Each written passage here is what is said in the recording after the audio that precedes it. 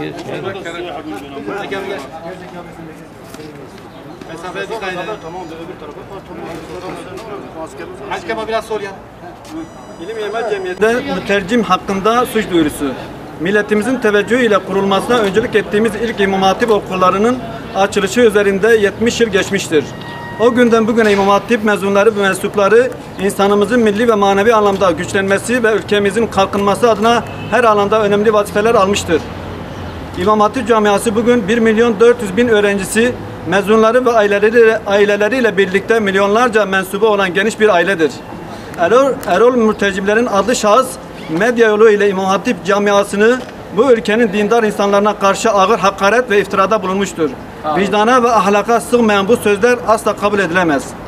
Erol Mürtecimlerin bu çıkışı aklı ve vicdani ideolojileri tarafından esir alınmış hastalıklı zihniyetin çirkin bir yansımasıdır. Bu söylem aynı zamanda ülkenin birliğini zehirlenmektedir. Toplumun kin ve nefretinin yayılmasına sebep olmaktadır. Ayrışma ve kamplaşma körükleyenler bilmelidir ki davranışların ülkemize yönelik kötü emel sahiplerinin değirmenine su taşımaktadır. İmam hatiplere yönetilen iftiralar ve mesnetsiz iddialar, aşağılayıcı, küçük düşürücü ifadeler sadece bu camiayı değil, Türkiye'yi 83 milyonluk ülkemiz ve dirliğimizi hedef almaktadır. İşte bu gerçek ile camiamıza yönelik iğrenç, aşağılık ithamlarda bulunan mütercimler hakkında kamu davası açılması için Adalet Bakanlığımızın ve savcılarımıza göreve davet ediyoruz. İlim Yayma Cemiyeti olarak bu iftiralara karşı hukuki haklarımızı kullanacağımızı ve mütercimler ile hukuk önünde hesaplaşacağımızı daha önce duyurmuştuk. Bugün konuyla ilgili suç duyurumuzu gerçekleştiriyoruz.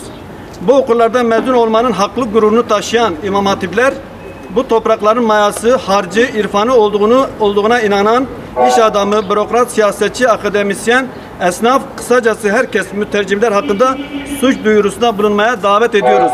Kamuoyuna saygıyla duyuruyoruz. Allah razı olsun. Sayın avukatım, nasılsın? Basının güzide gençlere teşekkür ediyoruz. Abim sizden aldım. Allah razı olsun.